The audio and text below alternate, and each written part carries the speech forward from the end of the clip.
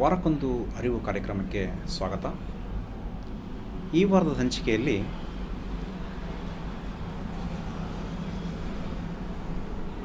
ಮಹಿಳೆಯರಲ್ಲಿ ಸಾಮಾನ್ಯವಾಗಿ ಕಾಡುವ ಒಂದು ಕಾಯಿಲೆ ಅಂದರೆ ಅದು ಥೈರಾಯ್ಡ್ ಪ್ರಾಬ್ಲಮ್. ಈ ಥೈರಾಯ್ಡ್ ಬಗ್ಗೆ ಕೆಲವು ಮಾಹಿತಿಯನ್ನು ಇವತ್ತು ಹಂಚಿಕೊಳ್ತಾ ಇದ್ದೇನೆ. ಥೈರಾಯ್ಡ್ ಅನ್ನೋದು ಒಂದು ಗ್ಲ್ಯಾಂಡ್. ನಮ್ಮ ಕತ್ತಿನಲ್ಲಿ ಸುಮಾರು ಒಂದು 25 ಗ್ರಾಮ್ ತೂಕದ ಒಂದು ಚಿಟ್ಟೆ ಆಕಾರ ಬಟರ್ಫ್ಲೈ ಶೇಪಲ್ಲಿರುವ ಒಂದು ಗ್ಲ್ಯಾಂಡು ಎಲ್ಲರಲ್ಲೂ ಇರ್ತದೆ. ಅದು ಕೆಲವು ಹಾರ್ಮೋನ್ಗಳನ್ನು ಸೆಕ್ರೇಟ್ ಮಾಡ್ತದೆ.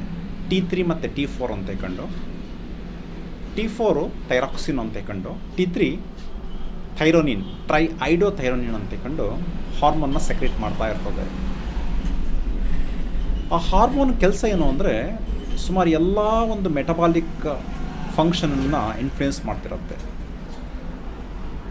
ಒಂದು ಹಾರ್ಟ್ ಆಗಲಿ, ಒಂದು ಮಸಲ್ಸ್ ಆಗಲಿ, ಅಥವಾ ಡಿಫ್ರೆಂಟ್ ಬೇರೆ ಎಂಡೋಕ್ರೈನ್ ಗ್ಲ್ಯಾಂಡ್ಸ್ಗಳ ಸೆಕ್ರೇಷನ್ಸ್ ಕೂಡ ಕಂಟ್ರೋಲ್ ಮಾಡ್ತಿರುತ್ತೆ, ಹಾಗೂ ಇನ್ಫ್ಲೂಯೆನ್ಸ್ ಮಾಡ್ತಾ ಇರ್ತದೆ, ಹಾಗೂ ಡೈಜೆಷನ್ಗೆ ಕೂಡ ಹೆಲ್ಪ್ ಮಾಡ್ತಿರುತ್ತೆ. ನಮ್ಮ ಬಾಡಿ ಗ್ರೋತಿಗೆ ಹೆಲ್ಪ್ ಮಾಡ್ತದೆ, ಮೂಳೆಗಳಿಗೆ ಒಳ್ಳೆಯದು, ಬ್ರೈನಿಗೆ ಒಳ್ಳೆಯದು, ಹಾರ್ಟಿಗೆ ಒಳ್ಳೆಯದು. ಸೊ ಈ ರೀತಿ ಒಂದು ಸಣ್ಣ ಆರ್ಗನ್ ಆದರೂ ಕೂಡ ಥೈರಾಯ್ಡ್ ತನ್ನ ಸೆಕ್ರೀಷನ್ಸ್, ತನ್ನ ಹಾರ್ಮೋನ್ಗಳಿಂದ ಸುಮಾರು ನಮ್ಮ ದೇಹದ ಕೆಲಸ ಕಾರ್ಯಗಳಿಗೆ ಹೆಲ್ಪ್ ಮಾಡ್ತಾ ಇರ್ತದೆ. ಆದರೆ ಕೆಲವರಲ್ಲಿ ಈ T3 ಮತ್ತು T4 ಹಾರ್ಮೋನ್ಗಳು ಸ್ವಲ್ಪ ಕಡಿಮೆ ಉತ್ಪತ್ತಿ ಮಾಡ್ತಿರುತ್ತೆ. ಅದನ್ನು ಹೈಪೋಥೈರಾಯ್ಡಿಸಮ್ ಅಂತ ಹೇಳ್ತೀವಿ. ಕೆಲವರಲ್ಲಿ ಹಾರ್ಮೋನ್ ಜಾಸ್ತಿ ಉತ್ಪತ್ತಿ ಮಾಡಿಬಿಡ್ತದೆ, ಅದನ್ನು ಹೈಪರ್ ಥೈರಾಯ್ಡಿಸಮ್ ಅಂತ ಹೇಳ್ತೀವಿ, ಅಥವಾ ಥೈರೋಟಾಕ್ಸಿಕೋಸಿಸ್ ಅಂತ ಹೇಳ್ತೀವಿ. ಇದು ಕಡಿಮೆನೂ ಉತ್ಪತ್ತಿ ಆಗಬಾರ್ದು, ಜಾಸ್ತಿನೂ ಉತ್ಪತ್ತಿ ಆಗಬಾರ್ದು. ಈ T3 ಅಂತ ಯಾಕೆ ಹೇಳ್ತೀವಿ ಅಂದರೆ ಅದರಲ್ಲಿ 3 ಅಯೋಡಿನ್ ಮಾಲಿಕ್ಯೂಲ್ಸ್ ಇರ್ತದೆ, ಆಟಮ್ ಆಫ್ 3 ಅಯೋಡಿನ್, ಅದಕ್ಕೆ T3. T4 4 molecule of 4 atoms ಅಂತ ಹೇಳ್ತೀವಿ. ಸೊ ಈ T3 ಮತ್ತು T4 ಹಾರ್ಮೋನ್ಗಳು ನಾರ್ಮಲ್ ರೇಂಜಲ್ಲಿದ್ದರೆ ಎಲ್ಲ ಕೆಲಸಗಳು ಸಸೂತ್ರವಾಗಿ ನಮ್ಮ ದೇಹದಲ್ಲಿ ನಡ್ಕೊಂಡು ಹೋಗ್ತಾ ಇರ್ತದೆ. ಅದೇ ಕಡಿಮೆ ಉತ್ಪತ್ತಿ ಆದರೆ, ಹೈಪೋಥೈರಾಯ್ಡಿಸಮ್ ಆದರೆ, ಕೆಲವು ಸಿಂಪ್ಟಮ್ಸ್ಗಳು ಕಾಣ್ತದೆ.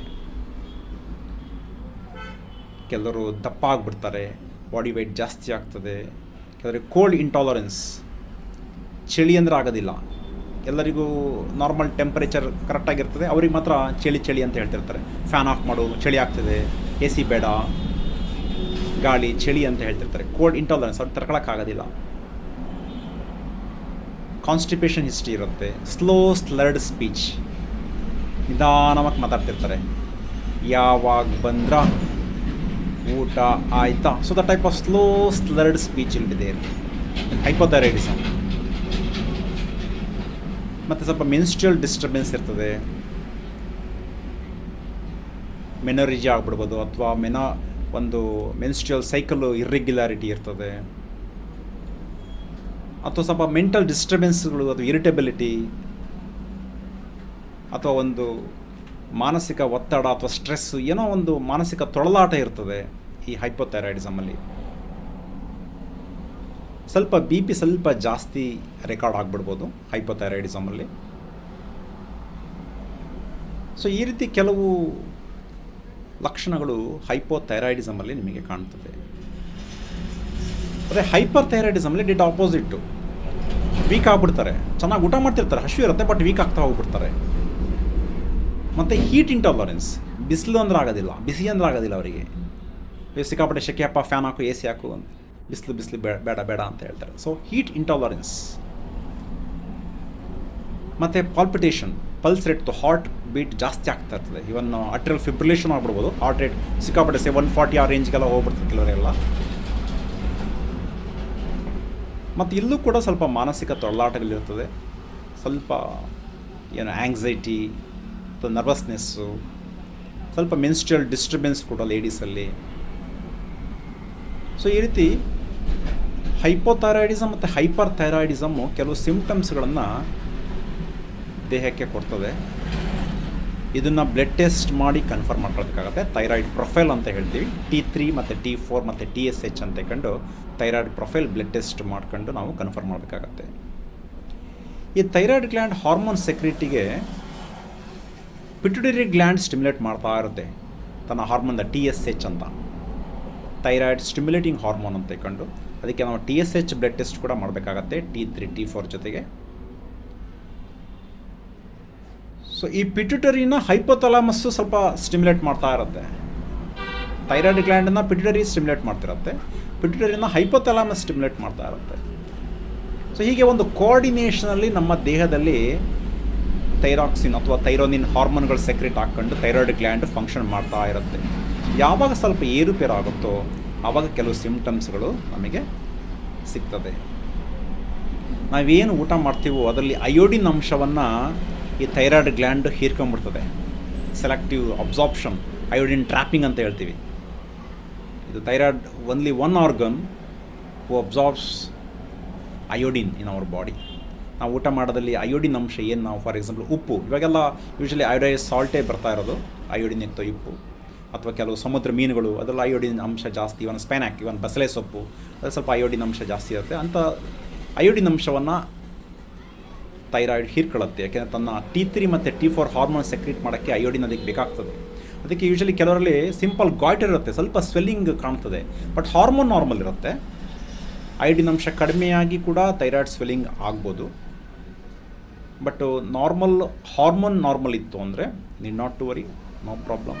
ಸೊ ಯೂಶ್ವಲಿ ಹೈಪೋಥೈರಾಯ್ಡಿಸಮ್ ಮತ್ತು ಹೈಪರ್ ಥೈರಾಯ್ಡಿಸಮ್ ಆದರೂ ಕೂಡ ತುಂಬ ಭಯ ಪಡೋ ಒಂದು ಕಾಯಿಲೆ ಅಲ್ಲ ಇದು.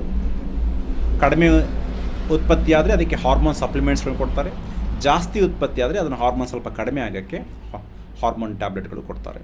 ಸೊ ಈ ರೀತಿ T3 ಮತ್ತು T4 ಲೆವೆಲ್ ನೋಡಿಕೊಂಡು ಒಂದು ಟ್ಯಾಬ್ಲೆಟ್ ಫಿಕ್ಸ್ ಮಾಡ್ತಾರೆ. ಎಂಡೋಕ್ರಿನಾಲಜಿಸ್ಟ್ ಅಥವಾ ಫ್ಯಾಮಿಲಿ ಡಾಕ್ಟ್ರು, ಫಿಸಿಷಿಯನ್ ಕನ್ಸಲ್ಟ್ ಮಾಡಿದ್ರೆ ಗೊತ್ತಾಗ್ತದೆ. ನಮ್ಮ ವೆಹಿಕಲಲ್ಲಿ ಎಲ್ಲ ಪಾರ್ಟ್ ಹೇಗೆ ಇಂಪಾರ್ಟೆಂಟು ಹಾಗೆ ನಮ್ಮ ದೇಹದಲ್ಲೂ ಕೂಡ ಈ ಸಣ್ಣ ಆರ್ಗನ್ ಅಂತ ನಾವು ನೆಗ್ಲೆಕ್ಟ್ ಮಾಡೋಕ್ಕಾಗಲ್ಲ. ಎಲ್ಲ ಆರ್ಗನ್ಗಳು ಕೂಡ ಇದು ಸ್ಟಿಮ್ಯುಲೇಟ್ ಮಾಡಿ ಎಲ್ಲ ಒಂದು ಫಂಕ್ಷನ್ಗೆ ಹೆಲ್ಪ್ ಮಾಡೋದ್ರಿಂದ ಈ ಆರ್ಗನ್ನು ಕೂಡ ಇಂಪಾರ್ಟೆಂಟ್ ಇರ್ತದೆ. ಕೆಲವರಲ್ಲಿ ಥೈರಾಯ್ಡ್ ಕಾರ್ಸಿನೋಮಾ ಅಥವಾ ಒಂದು ಕ್ಯಾನ್ಸರ್ ಆಗೋ ಸಂಭವವೂ ಕೂಡ ಇರ್ತದೆ. ಆದರೆ ನೀವು ಅರ್ಲಿ ಡಿಟೆಕ್ಟ್ ಮಾಡ್ಕೊಂಬಿಡ್ತು ಅಂದರೆ ಅದು ಟ್ರೀಟ್ಮೆಂಟು ಕೂಡ ಈಸಿ, ಸಕ್ಸಸ್ ರೇಟು ತುಂಬ ಚೆನ್ನಾಗಿದೆ. ಆಂಕಾಲಜಿಸ್ಟ್ ಅಥವಾ ಆಂಕೋ ಸರ್ಜನ್ ಅವರ ಪ್ರಕಾರ, ಕ್ಯಾನ್ಸರ್ ಟ್ರೀಟ್ಮೆಂಟ್ ಮಾಡ್ತಿರೋ ಡಾಕ್ಟ್ರುಗಳ ಪ್ರಕಾರ ಕ್ಯಾನ್ಸರ್ ಆಗಬಾರ್ದು, ಆದರೆ ಥೈರಾಯ್ಡ್ ಕ್ಯಾನ್ಸರ್ ಆಗಲಿ ಅಂತ ಕಂಡು ಅವ್ರು ಹೇಳ್ತಾರೆ. ಅಂದರೆ ಅಷ್ಟು ಸೇಫ್ ಕ್ಯಾನ್ಸರ್ ಇದು. ಅಂದರೆ ಬೇಗ ಸ್ಪ್ರೆಡ್ ಆಗೋದು ಕಡಿಮೆ, ಸ್ಪ್ರೆಡ್ ಆದರೂ ಕೂಡ ಬೇಗ ಟ್ರೀಟ್ಮೆಂಟ್ ಮಾಡ್ಕೊಂಡ್ರೆ ಒಂದು ಸಕ್ಸಸ್ ರೇಟ್ ತುಂಬ ಚೆನ್ನಾಗಿದೆ, ಅಷ್ಟು ಸೇಫು ಅಂತ ಕಂಡು ಹೇಳ್ತಾರೆ. ಅಂದರೆ ಯಾವುದೇ ಥೈರಾಯ್ಡ್ ಪ್ರಾಬ್ಲಮ್ ಇದ್ದರೂ ಕೂಡ ಭಯ ಬೇಡ, ಟ್ರೀಟ್ಮೆಂಟು ಅದಕ್ಕೆ ಸಂಬಂಧಪಟ್ಟಿದ ಟ್ರೀಟ್ಮೆಂಟು ಚೆನ್ನಾಗಿದೆ. ಈವನ್ ಆಯುರ್ವೇದದಲ್ಲಿ ಕೂಡ ಪಂಚಕರ್ಮ ಮತ್ತು ಕಾಂಚನರ ಗುಗ್ಗುಲು ಅಥವಾ ಒಂದು ಎಕ್ಸ್ಟರ್ನಲಿ ಅಪ್ಲಿಕೇಶನ್ನು ಕಟುಕರೋಹಿಣಿದ್ದು ಪೌಡ್ರು, ಲೇಪ ಅಥವಾ ಅಪ್ಲಿಕೇಶನ್, ಪೇಸ್ಟ್ ಅಪ್ಲಿಕೇಶನ್ನು ಕೂಡ ಇತ್ತೀಚಿನ ದಿನಗಳಲ್ಲಿ ರಿಸರ್ಚು ಮಾಡಿದಾಗ ಸಕ್ಸಸ್ ರೇಟ್ ಚೆನ್ನಾಗಿ ಬರ್ತಾ ಇದೆ. ಸೊ ಅದರಿಂದ ಥೈರಾಯ್ಡ್ ಬಗ್ಗೆ ಭಾರಿ ಭಯ ಬೇಡ. T3 T4 TSH blood test ಮಾಡ್ಕೊಂಡು ಕನ್ಫರ್ಮ್ ಮಾಡ್ಕೊಳ್ಳಿ.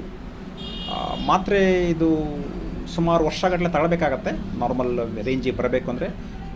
ಟ್ಯಾಬ್ಲೆಟ್ ಕೊಟ್ಕೊಂಡು ಅದು ಕಡಿಮೆನೂ ಆಗಬಾರ್ದು, ಜಾಸ್ತಿನೂ ಆಗಬಾರ್ದು, ಆ ರೀತಿ ಒಂದು ಮೇಂಟೈನ್ ಮಾಡ್ಕೊಂಡು ಇರಬೇಕಾಗ್ತದೆ. ಕೆಲವರಿಗೆ ಥೈರಾಯ್ಡ್ದು ಆಪ್ರೇಷನ್ ಮಾಡಿ ಅದನ್ನು ತೆಗೆದುಬಿಡ್ತಾರೆ. ಥೈರೋಟಾಕ್ಸಿಕೋಸಿಸ್ ಅಥವಾ ಕ್ಯಾನ್ಸರ್ ಆಗೋ ಸೂಚನೆ ಬಂತು ಅಂತಾದರೆ ಆಗ ಅವ್ರ ಲೈಫ್ ಲಾಂಗು ಈ ಒಂದು ಥೈರಾಕ್ಸಿನ್ ಹಾರ್ಮೋನ್ ತಗೊಳ್ಬೇಕಾಗ್ತದೆ. ಬಟ್ ಭಯ ಬೇಡ, ಈ ಟ್ಯಾಬ್ಲೆಟ್ಗಳಿಂದ ಭಾರಿ ಒಂದು ಸೈಡ್ ಎಫೆಕ್ಟ್ಸ್ಗಳು ಇಲ್ಲ. ಸುಮಾರು ವರ್ಷಗಳು ಮಾತ್ರ ತಗೋಬೇಕು ಅಥವಾ ಇದರದ್ದು ಸೈಡ್ ಎಫೆಕ್ಟ್ಸ್ಗಳು ಸಿಕ್ಕಾಪಟ್ಟೆ ಅಥವಾ ಒಂದು ಲೈಫ್ ಲಾಂಗ್ ತಗೋಬೇಕು ಅನ್ನೋದ್ರ ಬಗ್ಗೆ ಚಿಂತೆ ಬೇಡ.